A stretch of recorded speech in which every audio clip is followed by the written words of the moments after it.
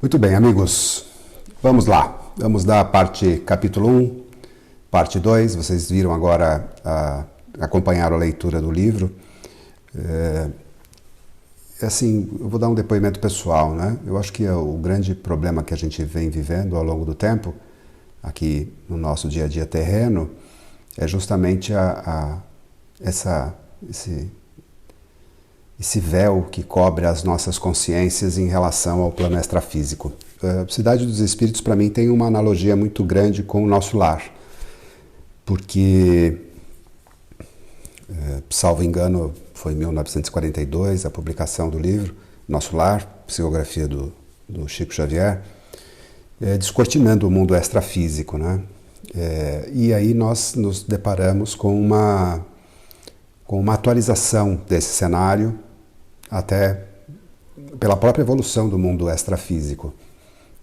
Então, essa é a primeira observação que eu queria fazer, para a gente continuar descortinando durante as nossas aulas essa questão do mundo extrafísico, né? Essa é a primeira observação que eu gostaria de deixar registrada, que é impactante para todos nós vermos esse entorno que envolve a todos nós no dia a dia, que a gente não tem consciência disso, né? Tem até um filme Matrix que fala exatamente sobre isso, que você toma lá a pílula azul ou vermelha, e quando você toma a pílula vermelha você cai na real, né? Acho que todos nós caímos na real ao longo do tempo, do processo evolutivo na Terra, a respeito do mundo extrafísico. E Ângelo Inácio traz para nós agora a atualização disso, né? Contemporâneo, como é que as coisas estão acontecendo. De novo, o livro é publicado em 2013, provavelmente deve ter sido escrito antes disso, mas foi editado em 2013. Então esse é o primeiro aspecto, a questão do mundo espiritual. O segundo aspecto importantíssimo, que acho que agora, cada vez mais, nós estamos fazendo essa aula em 2023, maio, tem um número expressivo, importante, de pessoas se suicidando, com uma vida insuportável, por N motivos. Não vou aqui entrar na razão de cada um, nem tem essa condição, mas um fato coletivo, né? Que todo mundo está sofrendo uma pressão muito grande, está sofrendo uma desesperança muito grande em relação à continuidade dessa vida terrena que a gente está levando, e tiram a própria vida. O aspecto da morte, se bem tratado, se comentado, aliás, Joseph Gleber disse isso várias vezes, que deveria haver estudos mais completos a respeito da morte, Ângelo Inácio traz com uma leveza, eu diria assim, muito grande. Obviamente, todo mundo que leu o livro, vocês leram, acompanharam comigo o primeiro capítulo. Quem não teve a oportunidade de ler ainda, está tendo a oportunidade de acompanhar aqui nas nossas aulas. Obviamente, existe uma pluralidade muito grande de situações que não dá para você falar, fechar, né? É assim, é assado, é cozido, é frito. Não. Cada um tem a sua trajetória, tem as suas consequências dos seus atos e as suas condições espirituais ao desencarnar, perder o corpo físico. Mas um fato, né? Todos nós que estamos aqui no âmbito da Casa dos Espíritos Editora, com todos esses escritores que vêm fazendo parte mais de 100 escritores que fazem parte junto com Ângelo Inácio, representado por Ângelo Inácio, apontam a esperança de que nós temos uma condição espiritual que é sabida por todos nós, e a preparação que nós temos que no nosso dia a dia, através dos estudos, das nossas pesquisas, etc., falar a respeito da morte de uma maneira muito mais objetiva, muito mais clara, né? Como dizia Espírito Verdade, a fé raciocinada, né? Então, e mesmo Joseph Gleber diz que a cabeça fica acima do coração, tem algum motivo, né? E eu gosto muito dessa frase dele, e também tem uma outra frase dele que eu gosto bastante, que compartilho com vocês, que diz que sem ordem e disciplina não há chancela dos espíritos superiores, né? quanto mais a gente se aproxima do mundo extrafísico, mais a gente se dá conta da nossa imortalidade, da continuidade da vida depois da vida terrena. Então, eu vou repassar mais uma vez os tópicos principais desse capítulo. Então, a consciência fora do corpo, os pensamentos no velório, e a gente sempre, aqui vou me ater um pouquinho mais em relação a isso, que são os pensamentos permeáveis, né? A gente vai a um velório e acha que muitas vezes a pessoa que desencarnou não está ali, né? Que o espírito não está ali. E, de novo, há uma pluralidade enorme de situações que a gente não pode travar a mira num só relato a respeito dessa condição do velório. Mas fato é que existem espíritos que ficam presos ao corpo, muitos deles presos aos corpos até o momento da putrefação do corpo e ficam desesperados em relação àquilo que está acontecendo com o corpo deles. Outros são aqueles que, eu não me recordo a obra, vou lembrar um dia, mas eu vou buscar essa informação que eu acho interessante, de uma pessoa que está desencarnando e tem o auxílio de Bezerra de Menezes, e ele, ao desdobrar, sair do corpo físico, ele olha o corpo na cama e ele dá um beijo na testa daquele corpo e agradecendo por ter conduzido o espírito dele durante aquela experiência terrena, né? Todos nós gostaríamos de ter essa, ou pelo menos temos esperança, de que a gente possa ter esse tipo de evolução do entendimento do plano extrafísico. Os pensamentos durante o velório e as fantasias que a gente cria em relação ao sofrimento do que vai acontecer, a gente sempre olha a morte sob um aspecto tétrico, né? Um aspecto mórbido. A gente sempre como a gente está sempre olhando para o corpo físico, a gente sempre acha que vai acompanhar a putrefação do nosso corpo, né? E isso não acontece. Aliás, aqui uma observação, eu sempre tenho dito isso, vou repetir mais uma vez.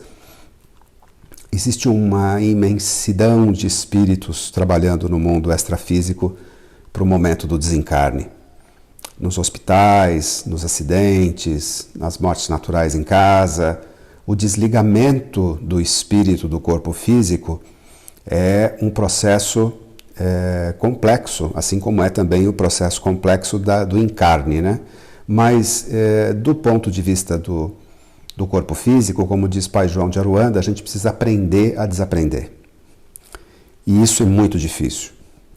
A gente vem arraigado no nosso espírito, na nossa conduta, comportamentos, manias, hábitos, que se cristalizam em torno de nós. E Ângelo Inácio nos dá esse exemplo de ele ter a oportunidade, não quer dizer que todo mundo tenha essa condição, espero que todos nós tenhamos, mas enfim, de ao desencarnar poder ver, sentir as emoções das pessoas que estão, os pensamentos das pessoas que estão no velório e a partir daí se dá conta de que, eu também sempre digo isso, que muitas vezes a gente chora não é pela pessoa que está ali morta, a gente chora por nós mesmos, porque a gente não está trilhando um caminho, como diz Teresa de Calcutá. Vocês perceberam que eu dou muitas referências de outras pessoas, né? Porque eu não tenho condição de fazer de outra maneira. Espírito trevoso tem essas características, né? Tem que buscar nos livros as referências. Mas Teresa de Calcutá tem uma passagem na Força Eterna do Amor que diz assim: eu tenho vergonha de encontrar Jesus porque eu não fui uma cristã como deveria ser e seguir os seus ensinamentos, né? Então eu tenho vergonha daquilo que eu fiz, do pouco que eu fiz. E aí, quando você passa por um momento desse, você tem que reaprender a viver. Esse é um dado que também deixo registrado aí. E quando você se dá conta que aquilo tudo, como o próprio Jamar falou, vamos embora porque isso é inútil o que está acontecendo aqui, ele começa a se divertir, não é? Porque ele passa por essa situação, que aliás é bem hilária, né? Digamos. de o seu corpo astral se reformular com uma idade anterior àquela em que ele estava, né? E a alegria dele, etc. Tal. E a maior preocupação é o que você está fazendo aqui, você vai fazer no plano extrafísico. Por isso que ele pergunta se eu vou poder ser jornalista, se eu vou poder fazer o meu trabalho, se eu vou continuar fazendo o seu trabalho. Claro que sim, porque aquilo que você faz aqui, você faz no plano extrafísico. Por isso que, de novo, falando de um outro espírito, como diz o Guardião Veludo, você vai evoluir inversamente proporcional ao mergulho interno de dentro de você, para dentro de você. Enquanto você está fazendo esse trabalho de mergulhar para dentro de você, você está ascendendo, né? Por isso que se diz que quando o discípulo está pronto, o mestre aparece. De fato, o mestre é você mesmo, né? Você traz o seu conhecimento, o pouco conhecimento que você tem, ou muito conhecimento que você tenha, ele aflora através da tomada de consciência, da amplitude da consciência, através dos seus comportamentos. E por isso que tem esse dado de enfrentar a mim mesmo, né? O que eu vou fazer a partir de agora? O que eu vou fazer a partir de agora? Eu estou desamparado, para onde eu vou? Eu vou ficar sofrendo porque eu perdi a oportunidade da vida, mas você tem que agradecer da oportunidade da vida extrafísica, né? Que ela é verdadeiramente autêntica. E a gente não deve escolher o sofrimento. Obviamente a gente sente falta das pessoas que estão ao nosso lado, das pessoas queridas, etc., de bater papo com essas pessoas, de conversar com essas pessoas, mas a gente esquece de conversar com a gente mesmo. A gente esquece de analisar a gente mesmo. Então, eu também, parafraseando uma outra pessoa que eu conheci, que diz que o ouvido que mais precisa escutar está perto da boca que fala, né? Então, estou falando para vocês, estou falando para mim também. Mas a opção de não sofrer, né? Ele tomou uma medida de falar assim, não, aconteceu, eu me resigno, eu vou em frente com essa situação, eu vou fazer o enfrentamento dessa situação e eu vou tirar, o que ele fala de pantomima, né? Que é mentira, farsa, ilusão, de que eu estou preso a esse mundo terreno, né? E aí tem a questão da saudade dos amores, dos afetos, das emoções, a infelicidade interior, né? E também que a forma de pensamento, quando a gente chega do outro lado da vida, é diferente do mundo extrafísico. A gente plasma. Todos nós temos uma coisa que se chama corrente mentomagnética, que ela o seu pensamento, a forma pensamento envolve você de um tanto, como dizia minha tia, de um tanto que cria uma forma pensamento, portanto, mentomagnética, cria um magnetismo em torno de você, uma carapaça, você fica envolvido nisso e você aprende no mundo extrafísico a importância do pensamento e consegue vislumbrar. Quando você quebra essa carapaça, essa forma de pensamento, você consegue visualizar a sua realidade íntima, interna. Isso, eu acho que é o maior problema que a gente tem do psiquismo de todos nós. Psiquismo vem de psique é alma em grego. Então, todos os problemas são psíquicos, porque todos os problemas advêm da alma. E que, segundo Espírito Verdade, a alma é o espírito encarnado, né? A partir do momento que você perde o corpo físico, você passa a ser espírito. Se você é um espírito encarnado, você tem uma alma. E a alma também é ânima. Ânima é aquilo que te move, que te motiva, né? Então essa tristeza, essas emoções que a gente tem de perda, não seria perda de nada, nós não estamos perdendo nada, né? Porque nós não temos nada, então nós não temos o que perder de fato. Como diz Alex Arthur, o indiano, nós precisamos crer para ver, não ver para crer. E a fé raciocinada que o Espírito Verdade fala é justamente no sentido de raciocinar logicamente, inclusive Angelinas fala isso. É óbvio, se eu estou aqui, meu corpo está ali, e eu estou pensando, estou raciocinando, tenho um cérebro extrafísico, né?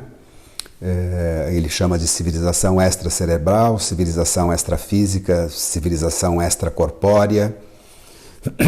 E o meu corpo se altera através do meu pensamento, assim como eu, deve haver uma humanidade espiritual igual a mim. Eu não tenho esse privilégio, eu não sou nada mais importante que ninguém.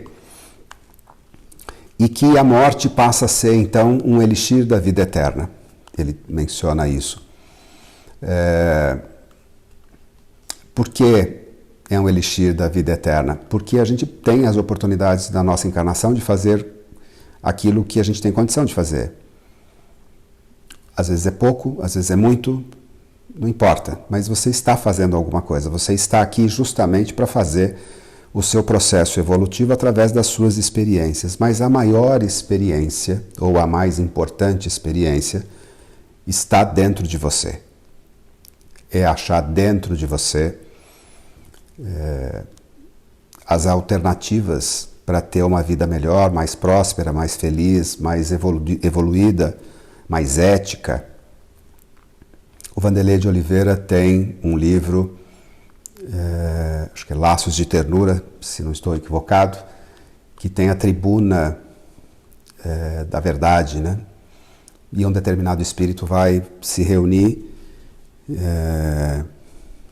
não sei se é tribuna da verdade, mas, enfim, é mais ou menos isso. Não sei se o nome é exatamente esse, mas cabe nesse caso. Então é um anfiteatro e ele fica lá embaixo, a pessoa, então o espírito vai fazer um depoimento e ele narra a encarnação anterior dele e ele se expõe de maneira completamente aberta das atrocidades que ele fez e ele então pede perdão para todas as pessoas que estão ali e ele vai se transformando e vai buscando nos seus registros de memória as nossas experiências anteriores. Todos nós carregamos pouco ou muito as nossas memórias anteriores. Isso é um dado também importante para você deixar registrado, anotado. Você é a somatória da sua característica espiritual, do seu espírito, portanto, e ao encarnar você tem geneticamente o pai, geneticamente a mãe e geneticamente as suas características espirituais.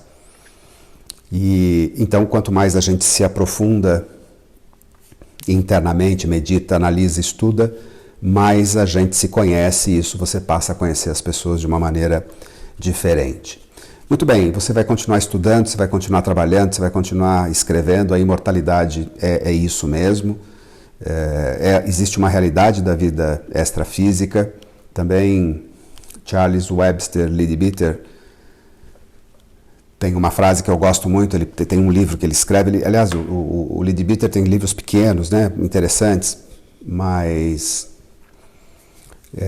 tem um determinado livro que ele chega no comecinho e ele fala assim, olha, isso que eu estou fazendo aqui é para as pessoas que já têm certeza de que existe um mundo extrafísico. Se você não tem essa certeza, pode fechar esse livro e não continua a ler, porque não vai resolver nada para você, porque a partir de agora eu não vou te convencer de absolutamente nada, eu vou dar a você os dados e as informações baseados primeiro na certeza que você tem do mundo extrafísico. Então, essas aulas têm esse caráter, né? Também é um dado importante para a gente registrar.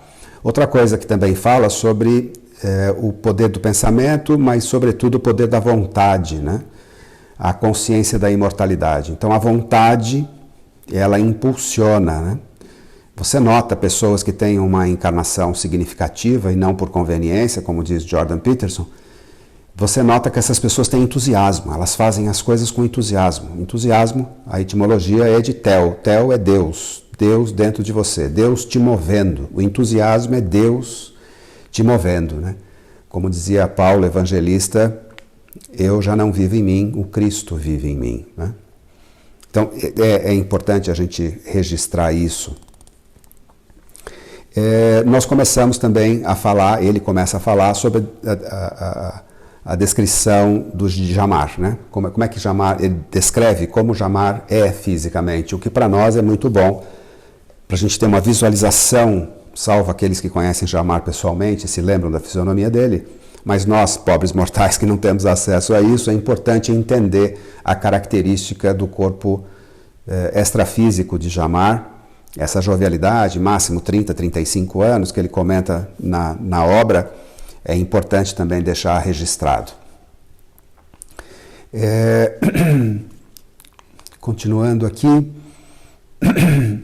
então, a aparência de Jamar, o traje de Jamar, que esse peso da culpa é inútil no desencarne. Já dissemos isso anteriormente.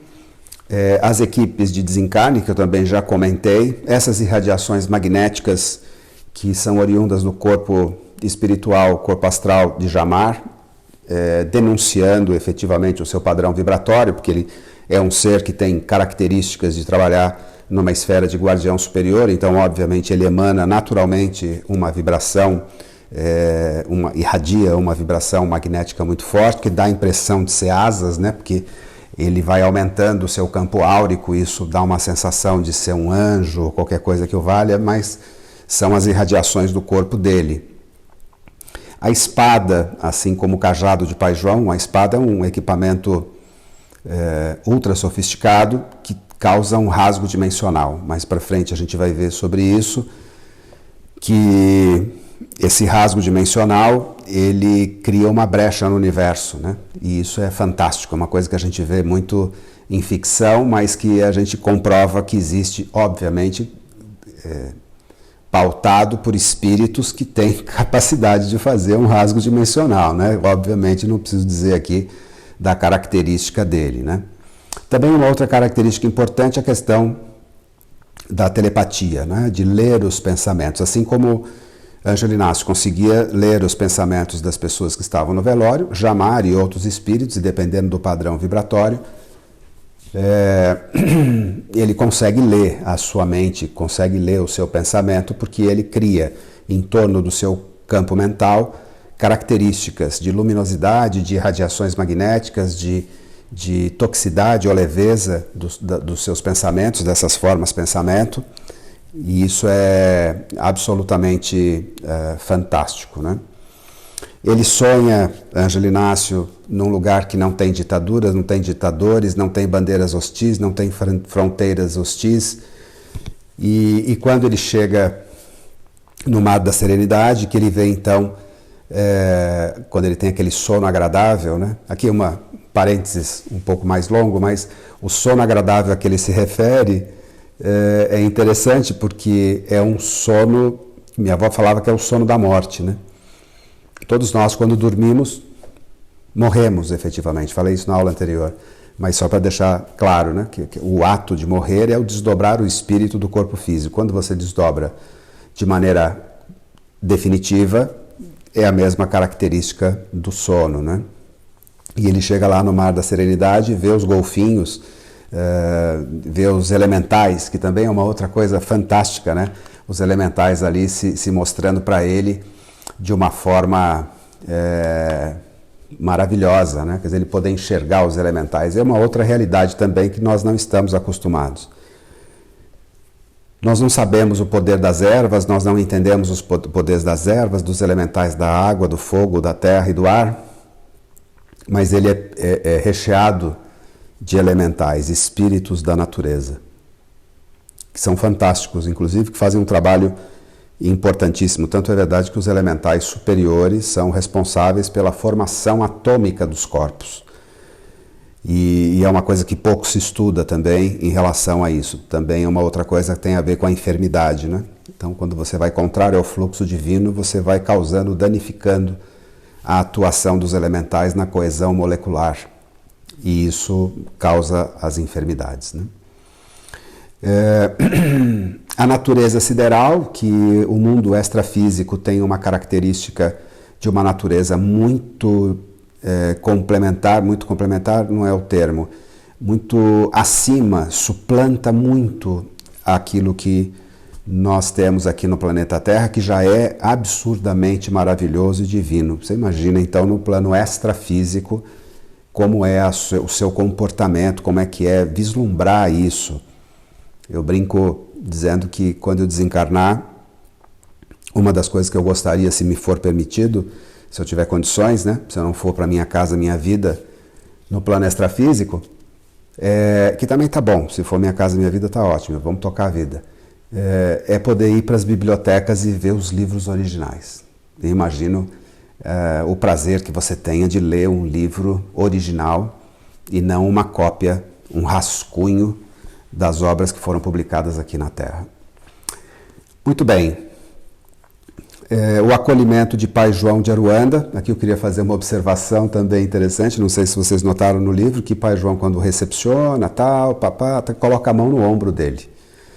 De fato, Pai João está fazendo uma indução magnética, está fazendo um suporte energético para a sustentação de Ângelo Inácio, porque ele tinha acabado de desencarnar, estava muito debilitado ainda, e Pai João continua fazendo o apoio a ele, obviamente sem que ele soubesse disso, mas para frente provavelmente a gente veja nas obras da Casa dos Espíritos Editora a importância desse acoplamento áurico para proteger e manter a coesão não só mental, mas física, para que o tônus energético, para que o tônus espiritual seja mantido num patamar que ele consiga manter a sua consciência desperta.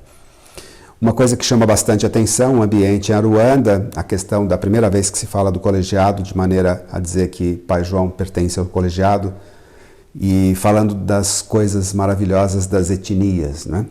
Negros, mulatos, indígenas, peles vermelhas, enfim, um mosaico étnico que existe no mundo extrafísico. Nós já falamos das cidades espirituais.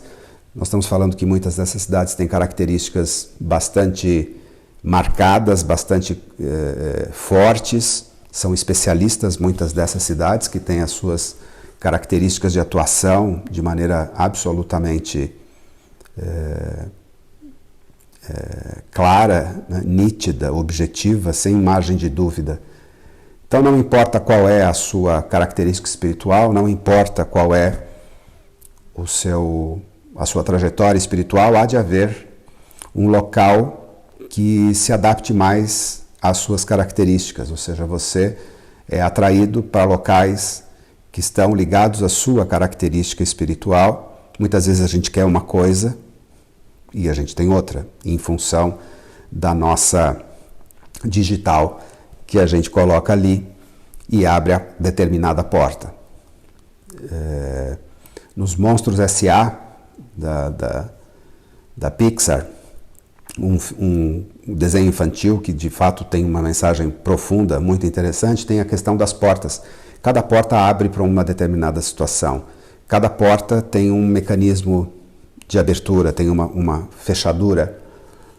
E o nosso padrão vibratório é que ressona na abertura dessa porta. Então, quando a gente vai chegar no plano extrafísico, a nossa vibração nos leva naturalmente para os locais onde nós temos afinidade. E mais que isso, se nós tivermos a oportunidade, é para isso que a gente está estudando inclusive, de contar com o apoio dessas equipes de desencarne, esses orientadores evolutivos que nós temos à disposição, graças a Deus, que nos acompanham, né, nos instruem e, sobretudo, nos dão suporte energético, intelectual, emocional, vibracional, para irmos e nos alojarmos em determinados locais. Ainda assim, nós falamos de uma outra coisa interessante, assim como a espada de Jamar, nós falamos da bengala de Pai João, que compõe uma característica de elegância de Pai João, mas de fato, é um instrumento também sofisticado que reúne características para atuação no mundo extrafísico bastante marcadas. Tem várias experiências disso nos livros da Casa dos Espíritos Editora. Um dado importante é a questão das memórias, os registros de memória, né? Aquilo que a gente tem no nosso condomínio espiritual. E no nosso condomínio espiritual nós temos discos, é como se fossem disquetes. Então nós estamos vendo aqui livros, como cada um dos livros fosse uma encarnação. Só que nós somos esta estante que está aí. Então todos os livros têm uma experiência, têm uma história.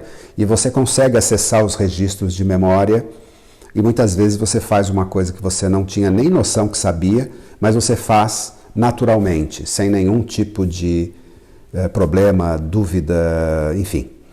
É bastante interessante. Esse é um outro assunto que a gente vai falar mais para frente, com certeza. Criações mentais nós já falamos, da infraestrutura em Aruanda, nós vamos ver mais para frente. A primeira observação da infraestrutura são os museus, esse mundo energético, né?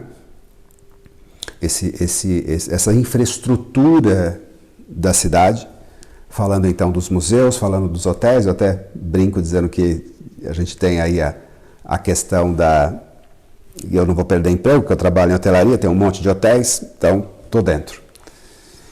Muito bem, aí fala de mundo original, ou primordial, os jornalistas, e aí nós temos também onde ele vai trabalhar. No Correio dos Imortais, que é uma outra questão da infraestrutura, veículo sem roda, ele pergunta quem é o grande arquiteto, aliás, na maçonaria fala o grande arquiteto do universo, que é Deus, né? O arquiteto que fez aquilo, os edifícios de cristal, a matéria etérea, que é uma outra coisa que a gente também vai estudar mais para frente, se não me engano, com Joseph Gleber, nós vamos ver isso no livro Consciência, que é o corpo humano, por exemplo, é formado de 7 camadas, né? O corpo físico é formado de 7 camadas, sólido, líquido, gasoso e os 4 etéreos, né? Super interessante isso, porque aqui fala de matéria etérea. Existe uma confusão também, e acho que é bom esclarecer. Obviamente, eu acho que vocês sabem, mas o óbvio precisa ser dito. Eu estou batendo nessa mesa, no plano extrafísico é a mesma coisa, porque é de uma matéria, é matéria, ela é densa, só que é uma matéria ou etérea ou é uma matéria astral. A formação e também de matéria mental. Esta matéria é sólida, você consegue dormir, comer, andar, enfim, porque isso as pessoas acham que é tudo nuvem, né? Todo mundo de bata e todo mundo andando nas nuvens, né? Que isso é uma coisa que precisa tirar da frente, né?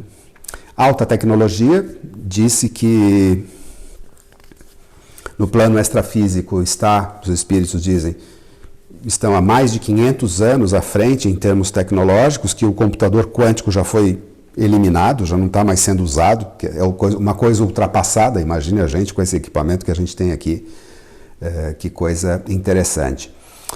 Fala do aparelho para a ficha de registro dele no hotel, essa tela holográfica que mostra efetivamente as características, que até para desenhar no padrão vibratório a locação onde ele vai estar, no apartamento que ele vai ficar para se adaptar às características. Ela inclusive fala, a Daiane fala sobre isso no livro, que são as características que ele vai melhor se acomodar em função da trajetória dele extrafísica e tal. E que a Aruanda tem 2 regras básicas, convivência pacífica e respeito aos limites. Vou repetir a frase de Joseph Gleber, sem ordem e disciplina não há chancela dos espíritos superiores. Então nós temos que ter consciência de que nós estamos sujeitos às regras.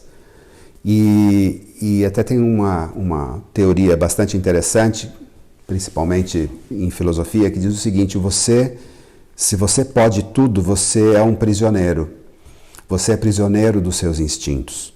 Quando você consegue controlar os seus espíritos, você não tem liberdade. Você é obrigado a se subjugar a uma ordem maior, que faz com que, para você chegar em determinado local, você tem que comportar-se de uma determinada maneira até a entrada nos templos antigos, os ritos ascensionais, etc., vão fazendo com que você limite os seus instintos e passe a ter, então, portanto, um controle maior sobre o seu espírito, apesar de alguns acharem que isso é uma prisão, é o contrário. Você, fazendo o que quer, está prisioneiro das forças instintivas que mantêm o seu espírito sempre num grau inferior. A estadia abonada, ou seja, você vai para um determinado lugar abonado por alguém, e também tem um outro trecho importante no livro A Força Eterna do Amor, que Teresa fala que ao chegar no plano onde ela se encontra, ela não fala plano extrafísico, é interessante, ela não fala de espírito também é outra coisa interessante, mas ela comenta sobre isso. Ao chegar aonde eu estou, fui recepcionada por um corredor de pessoas, que foram justamente as pessoas que morreram nos meus braços e que me acolheram e me deram sustentação quando eu cheguei no plano extrafísico. Essas pessoas abonaram a situação dela, assim como tem outras pessoas, outros espíritos que abonam a sua situação ao chegar no plano extrafísico.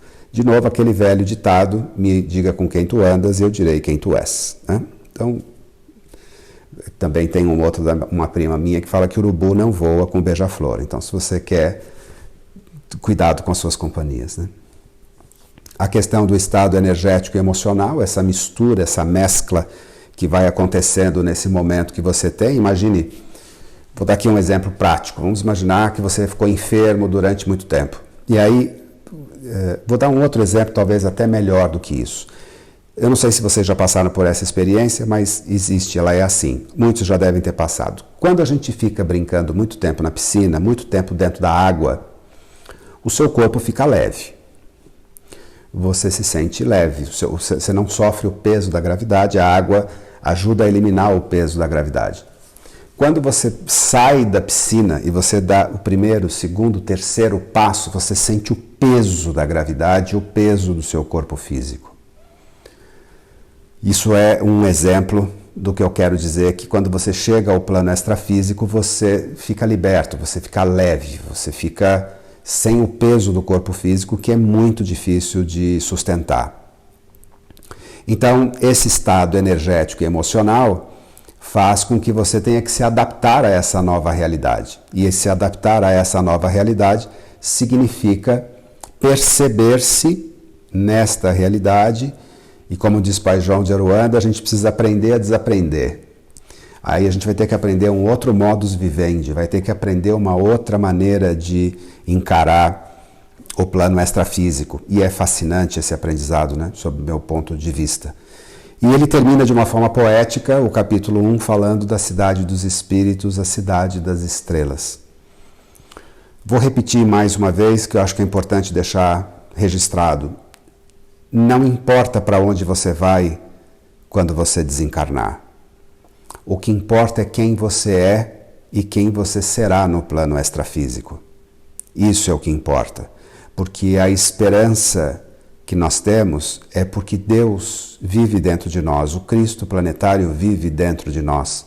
E esse impulsionamento que nós temos, como diz Paulo Evangelista, eu não moro mais em mim, quem mora em mim é o Cristo, quem vive em mim é o Cristo, nos dá a esperança ilimitada e nos dá a certeza, mais do que a esperança, nos dá a certeza de que nós vamos ser acolhidos conforme as nossas obras.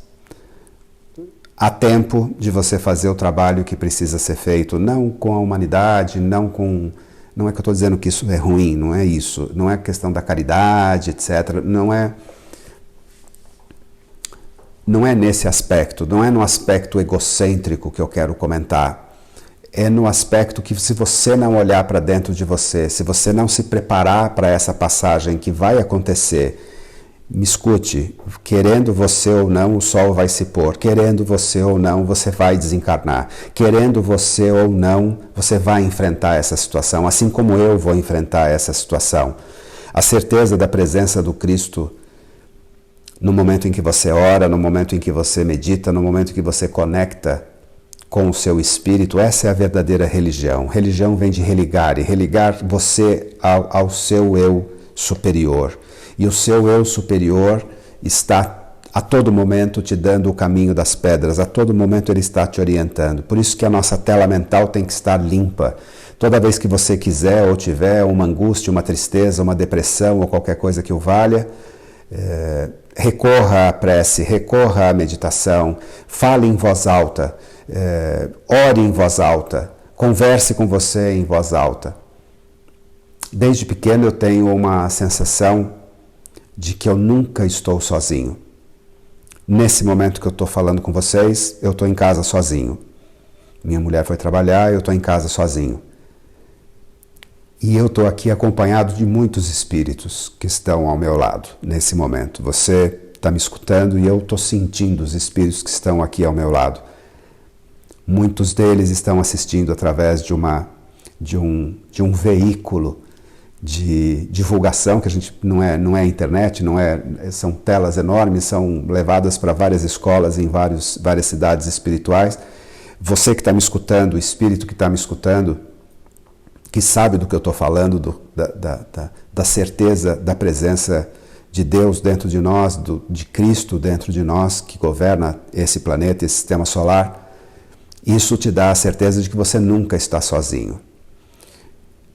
Eu não estou sozinho agora, tenho certeza da presença das pessoas que estão ao meu lado, tenho certeza da presença das pessoas que estão ao seu lado, consigo quase visualizar as pessoas que estão me assistindo num depoimento de um encarnado falando para os espíritos que estão aqui.